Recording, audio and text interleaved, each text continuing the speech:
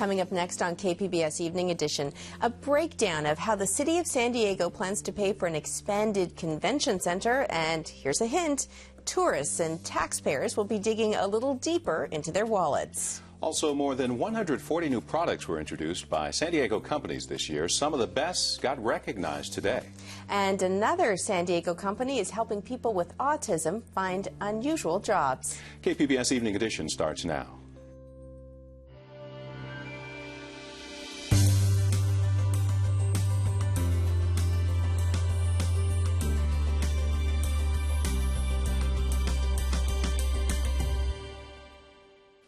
Hello, thanks for joining us. I'm Joanne Farian. And I'm Dwayne Brown.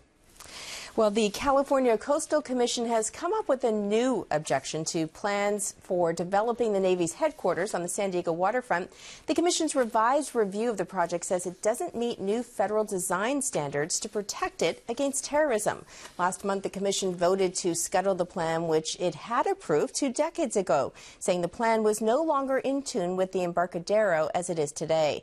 Terrorism concerns had been brought up during November's public hearings, but weren't included in the written review before. The Navy and developer Doug Manchester have objected to those findings. Manchester is slated to rebuild the headquarters in exchange for rights to develop the rest of the site.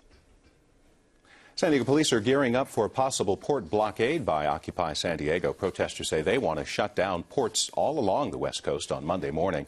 They want to highlight what they see as abuses by corporations doing business along the ports. The San Diego Port Authority has set up 2 areas for the protesters to demonstrate. Police say anyone who tries to block traffic to and from the docks could be arrested. Another Southern California grocery chain is facing a possible strike. Workers at Food for Less voted to authorize a walkout if they're not offered more money. Both Food for Less and Ralph's are owned by Kroger. Ralph's employees nearly walked out earlier this year before a contract deal was reached. Union leaders say Ralph's workers get $3 an hour more than workers at Food for Less. A store spokeswoman says they're still trying to negotiate. There are 11 Food for Less stores in San Diego County. State budget cuts have brought changes to schools beyond teacher layoffs. KPBS education reporter Kyla Calvert joins us from the News Center to tell us about University of San Diego's 13th Annual School Counseling Forum. Kyla, tell us what kind of impact the state's fiscal crisis has had on school counseling. Well, back in 2006, the state legislature actually set aside funds to hire about 3,000 new school counselors because they felt that the high student-to-counselor ratio in California was actually hurting students' abilities to prepare for and apply to colleges. And so when this fiscal crisis started, they rolled that money back into the district general funds so that school districts would have more flexibility with their reduced resources. And since that has happened, districts have cut programs and laid off hundreds of counselors. And so one of the speakers at the forum today was saying that in California, the student-to-counselor ratio now is around 950 to 1, whereas nationally it's closer to about 470 to 1. Have we seen these kinds of cuts here in San Diego schools? The district has lost some counselors. They were part of the layoffs that happened this past summer. And this week we saw the district starting its sort of worst case scenario budget planning for the coming year. And up to 80 more school counselors could be lost in the district if there are mid-year budget cuts and the state doesn't provide more money for K through 12 education next year. And if the district can't get concessions from the employee unions with their current contracts. KPBS reporter Kyla Calvert. Fish and game officers have been very busy around San Diego County this week. There have been 4 mountain lion sightings in the past 5 days. The latest one this morning near West Hills High School in Santee. Students were kept inside their classrooms while officers searched the area by helicopter. There was no sign of a big cat. There have been reports of mountain lions in Rancho Penasquitos and 4S Ranch, but so far, none have been found. Some financial uncertainties have led to layoffs at our media partner, voiceofsandiego.org. The site's CEO and its editors say they've had to cut their budget because they're not sure some federal grants will be there for them for the next fiscal year. 4 members of the 13-person staff have been laid off, including 3 journalists who have contributed to our programs here at KPBS, reporters Emily Elpert and Adrian Floridio, and photographer Sam Hodgson.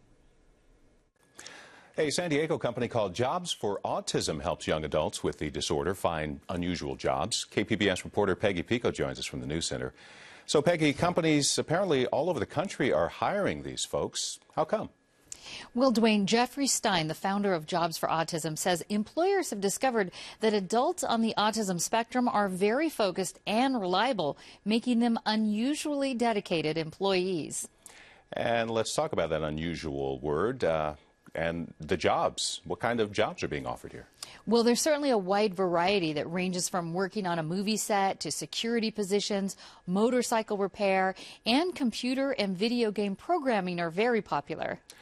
I understand there's a special concert tomorrow to raise awareness for Jobs for Autism. Tell us a little bit about that.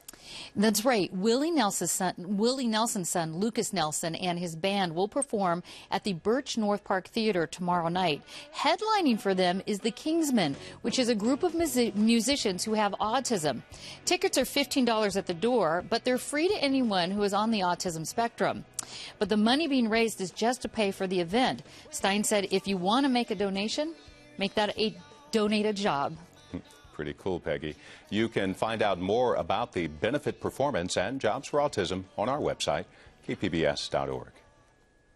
Starting late next week, don't call Qualcomm Stadium the Q. Maybe you can call it the Snap or the Dragon. The stadium is getting a temporary name change to Snapdragon Stadium. Snapdragon is still a Qualcomm brand name for processors that power smartphones. The new name will be on the stadium signage for 10 days from the Chargers' final home game through 2 bowl games.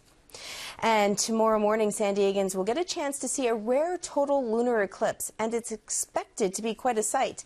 The moon will be red because of sunlight that passes through the Earth's atmosphere. The eclipse starts at 6:05 tomorrow morning, and while it's expected to last an hour, the moon will set at 6:43 a.m. A San Diego organization linking inventors and entrepreneurs held its annual award show today, celebrating some of San Diego's top life science and high-tech innovators. Put it in the water. Hold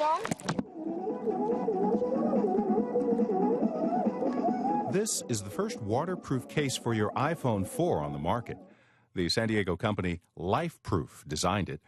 It's also dustproof, snowproof, and as the company's chief executive shows us, it's shockproof. The case sells for $79.99.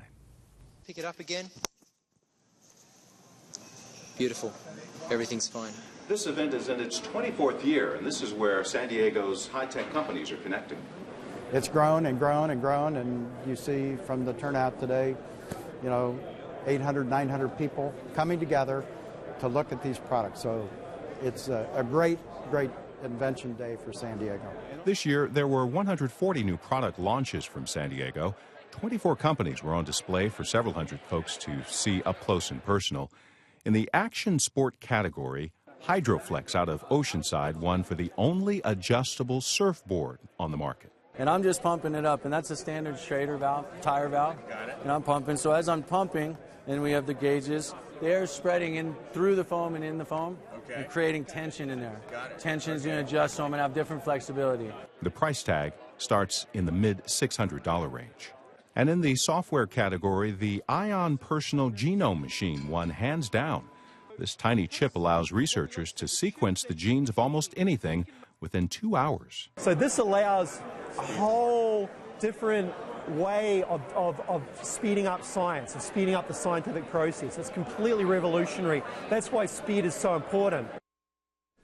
The event organizer Connect has assisted more than 3,000 companies in San Diego. It's also been recognized as one of the world's most successful organizations, linking inventors with the resources they need to sell their products.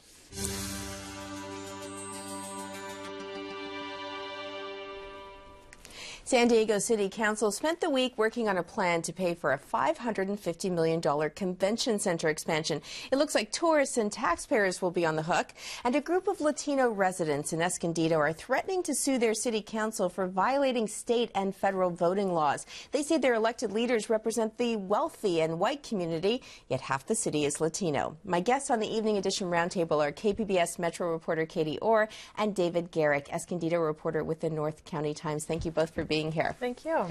Katie, let's start with the convention center. Why do we need to make the convention center bigger? Well, people who are in support of expanding the center say that basically it's too small, that it doesn't allow us to book the bigger and more lucrative conventions that the city would like to bring in. Also, it's full up. It's booked, for years in advance. So they say being it bigger would provide more opportunities and allow us to bring in those bigger conventions. And isn't Comic-Con a big factor in that too? Because that's sort of the premier one. Yeah, absolutely. That's the one they all mention in support of expanding the center, because there is a lot of competition for Comic-Con. They were able to keep it here last year, but they believe if they don't expand that it will eventually move to another city. So the city came up with a plan, or at least part of a plan, in terms of who's going to pay for this. What did they decide? Well, it's a very preliminary step in establishing a special taxing district that would allow hotels within the city of San Diego to increase their room taxes, and then those revenues would go toward paying for the convention center. So this is what we call our occupancy tax. It's the part of your bill when you go and you check out of your hotel, the part that surprises you. It's the other $40, $50. So now this is also going to be, depending on where you're located as a hotel, that you pay more or less. Right. If you are in downtown, you would see a 3% increase. If you're in like Mission Valley, Mission Bay, sort of the middle section of the city, it would be 2%. And if you're further away, like in Rancho Bernardo or down in San Ysidro, it would be a 1% increase. Now, the hoteliers do have to vote on whether or not they want to assess this tax on themselves, and 2/3 of them need to say, yes, let's do it. And they're not all, there's not a lot of unity. Some of the hotels outside of downtown aren't thrilled with the plan. So, David, do you think this would discourage a tourist, knowing that they pay another 3% on top of their hotel bill? You have to wonder when it's going to start. I mean, cities have continued to increase these fees year after year after year and use it as sort of like magic money to pay for whatever they need. And you have to wonder when there's going to start being a sensitivity on the part of tourists and looking at their bill and going, whoa, maybe we shouldn't go on that trip next year. When they get their credit card bill and they look at it and take stock of how much the trip actually cost, they might start going, maybe it's not such a good idea. Let's do a staycation next time. Right. I think it's like 10.5% is the current TOT, and another 3 could... If this went forward, a downtown hotel would have a 15% room occupancy tax in the city, in downtown. Supporters say, listen, you can't beat San Diego in December, so they're not that concerned. But, I mean, it is something to think about. Although, if you go to New York City, certainly your room rates there are pretty outrageous. So it might be still reasonable. Right. Based on some comparisons. Let's talk about the second part of the equation, which is really the taxpayer. This plan also calls for some money to come out of the general fund. Well, right, and we should make it clear there isn't a final financing plan in place yet. But yes, it's expected, as of right now, the city's general fund contribution would be about $105 million over 30 years. And supporters say that money, though it will come from the general fund, will come from the increased hotel taxes that we see as a result of this expanded convention center. It's kind of circular there. But they say it would be money that we wouldn't have had otherwise. But there, so far, is not a cap on the city's contribution. So that was what some of the council members were asking for, because the port has a cap on its cost. The hotel district has a cap on how much money it can take out for bonds. But so far, there's no cap for the city. Okay, we're definitely going to keep following the story, but let's move on to our second big story this week. Escondido City Council consists of a mayor and 4 city council members. Only one of those elected officials is Latino, yet half the people who live in that city, of more than 140,000, are Latino. A group of residents has demanded Escondido's city council switch from at-large elections to having council members elected by smaller geographic districts. Now, David, this was your story this week. How would this make a difference in terms of Latino representation? Well, the theory would be that you would be guaranteed to have at least one Latino on the council. Now, they have one, but she's only been there 3 years, and some would argue that maybe it's a fluke, because in 123 years, she's the only Latino they've ever had. And so the idea was you'd have generally a central core that's mostly Latino, and that would continue to elect Latino representation. And I think the idea is that there are certain things that affect the Latino community differently than they might affect others, and certain issues that matter to them more. And if you have no Latinos on the city council when 49% of the city's Latino, then those issues don't get brought up, and the council might even be unaware of them. And if you have guaranteed one person from the Latino community, it'll change the tenor of meetings. You'll see different issues come up, you'll have someone who represents the community say, here's what Latinos think about this issue. Here's what kind of job growth Latinos want. And at 49%, you'd think that you would have 2 or 3, and so at least would at least guarantee 1. Now, your story pointed out that the group that's saying, wait a minute, you've got to change the system, says that, in fact, this may be in violation of some kind of law. Right. Well, the California Voting Rights Act of 2001 is pretty strict about racial polarization. And if voting patterns show that people vote based on their ethnicity or race as opposed to economics or geography or those things in a significant way, that a city might have a problem and it might need to create districts where they elect by smaller areas as opposed to electing at large, because a group is getting kind of smothered by the majority, tyranny of the majority kind of argument. Well, and that's what we have here in San Diego. We have 8 districts currently. As of next year, we will have 9 districts. And in creating that 9th district and sort of rearranging the current districts, race was a big part of the discussion. The Asian Americans in San Diego wanted to be better represented. Hispanics and Latinos wanted to have another district where they were represented. And so in the end, I believe that all of those groups were at least mostly satisfied with the result. But the Redistricting Commission here in San Diego made it clear that race is a consideration, but it cannot be the only consideration. Although, as David was saying, it certainly is something to take into account because you want to make sure that all of the different voices are heard. And I think it's important to note that San Diego is the only city in the county that has districts. Now, there may be a movement toward other cities creating them. Chula Vista has a significant Latino population, Vista, Escondido, but so far San Diego is the only one, and I believe only about 30 of the state's 480 cities have them, but it may become a new trend. David, who's leading this charge in terms of this fight with the City Council? Well, that's interesting. I mean, the lawsuit, the threatened lawsuit, will be filed on behalf of residents, but it's actually a group of attorneys that have been traveling across the state, the Lawyers for Civil Rights, and the Lawyers Committee for Civil Rights, and they started with a lot of school districts, but they've also started to go to cities and say, we believe that your city or your school district is violating the California Voting Rights Act, and we'd like you to enact districts. A lot of districts and cities have done it out of fear because the lawsuit could be very costly, and they've done it without voluntarily. Other cities have balked. Modesto did. They reportedly spent $3 million and still lost.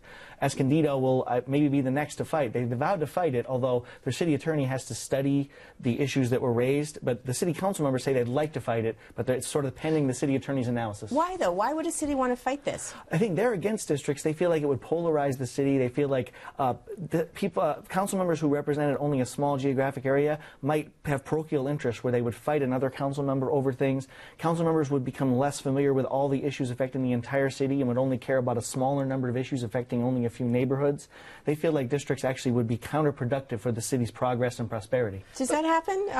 Well, there certainly are issues when districts, argue with each other. The temporary winter homeless shelter is a good example. Nobody wanted it in their district. But, on the San Diego City Council, more often to me, it seems that you have divides among party lines, not so much district lines. I think, to counter the at-large argument, you could argue that the people are better represented because if they want to talk to their council member, they know who to go to. Another thing is with money in politics. If you have smaller districts, it's easier to get elected because instead of having to raise, typically it costs $50,000 to win a council seat in Escondido. That's what it's been historically. And if you had a smaller district, you could send out fewer mailers and knock on fewer doors, and it would be easier to become elected, which would eliminate sort of a barrier to entry to people getting into politics. Okay, we're going to have to leave it there. David Garrett and Katie Orr, thank you both so much for being here. Thank you. Graffiti has long been relegated to back alleys and underpasses, but now the San Diego Museum of Art is pairing up with graffiti artists who've struggled to find legal places to paint. The story from our culture desk in just a moment. This is KPBS Evening Edition.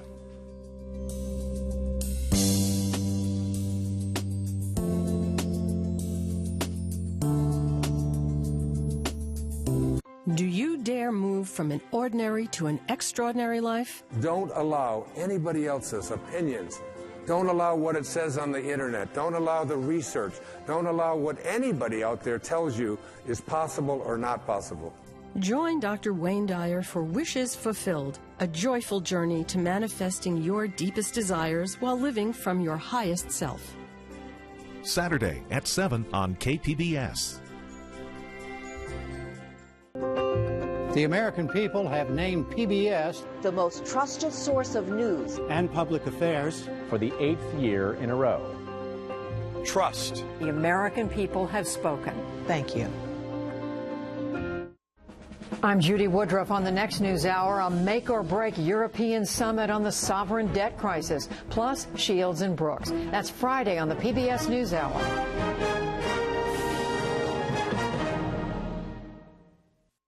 KPBS Evening Edition is made possible by Joan and Irwin Jacobs and by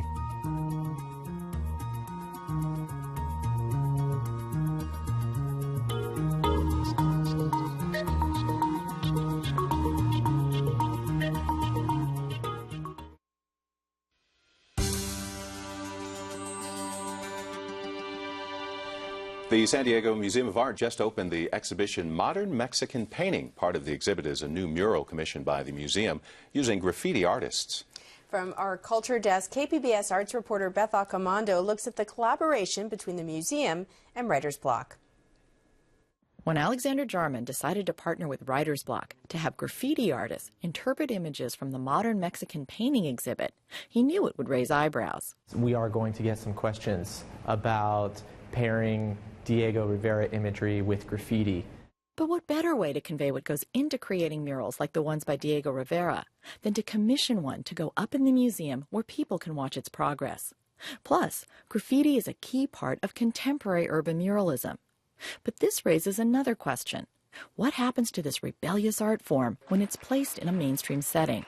It definitely changes when it comes inside the institution, but that only makes it different. Doesn't necessarily make it better or worse. It just is a different context for it. Helping put graffiti into this different context is Writer's Block artist Saratoga Saki. I met Saki back in 1991 when he was 22 and part of a crew doing walls for a Fox 6 promo campaign I was producing. Back then, he specialized in putting up portraits with just a spray can. But now he's added brushes and oils to his repertoire. With the rise of the internet, it kind of sped things up for me over the past 5 years. Yeah, everything's there. If you want to learn how to paint, you could, and you have the talent, you could basically teach yourself. But yeah, I'm totally self-taught. I think I even got like D's and F's in art class at one time in high school. With his new tools, Saki adapted easily to the challenges of putting up the museum mural. For one, he couldn't paint with aerosol inside the museum because the fumes and particles could damage other paintings. So for the base layer of the mural, he had the team of Writer's Block artists employ a centuries-old technique. Yeah, this is some type of charcoal, and we're basically just putting an under base because Saki's chosen to use a Flemish technique. I drew everything first with charcoal, and then I'm just doing light washes on top of it. The underpainting does all the magic, and then you just paint right over it, real lightly. Saki found the old masters helpful in solving his problems. Saki's ability to mix traditional and street art also led him to a design appropriate for a museum setting, but without sacrificing his graffiti style. I wanted the Hands of Dr. Moore by Diego Rivera to be like the hands of God. Like Diego is kind of the creator of almost the mural movement, and this woman's head is almost like the shape of the world, and he's like injecting the tree of life into her and cutting off a limb, and I'm going to have like a rainbow of color shooting out of her eye, and then that's where the graffiti is going to start. This whole section that's in this curve is going to be cut out, and it's going to have graffiti in it. So right now I'm just laying out the contour so they can cut it out precisely. The graffiti panels were spray painted outdoors and then mounted onto the 70-foot mural. The sheer scale of the wall was a challenge as well.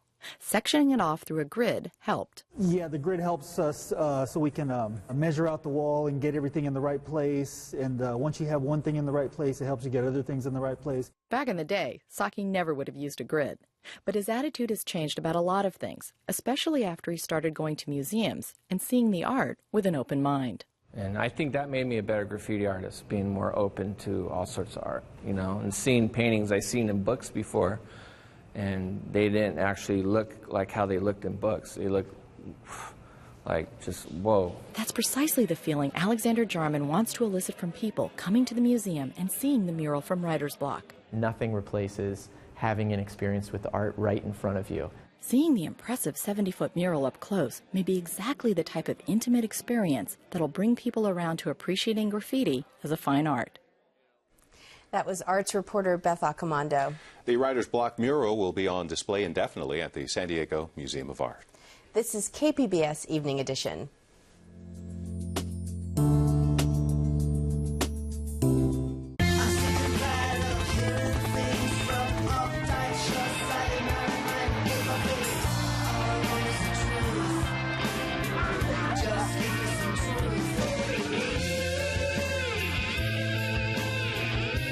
Tuesday at 10 on KPBS.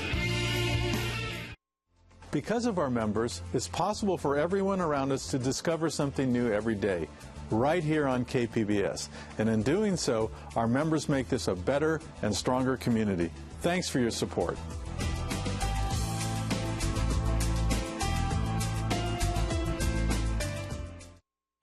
How did Charles and Ray Eames become the most important husband and wife design team of the 20th century? The Eames chair. From furniture to filmmaking, they thought outside the box before anyone even knew there was a box. The concept is mind-blowing. Enjoy Eames on American Masters. December 19th at 10, only on KPBS.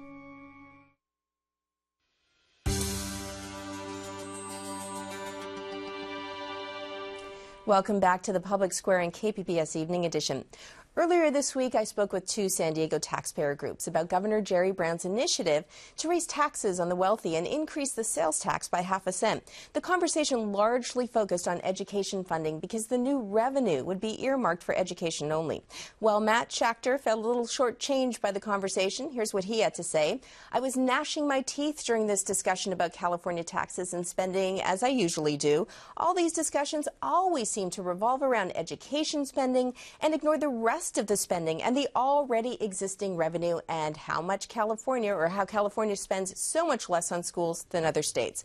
Well, Matt, you wanted to know how much of the state budget is spent on education. We can tell you, according to the state's own website, about 40% of the general fund is spent on K-12 schools. And in terms of how we rank with other states, the California Department of Education, the National Education Association, and the National Center for Education Statistics all keep stats on per-pupil funding.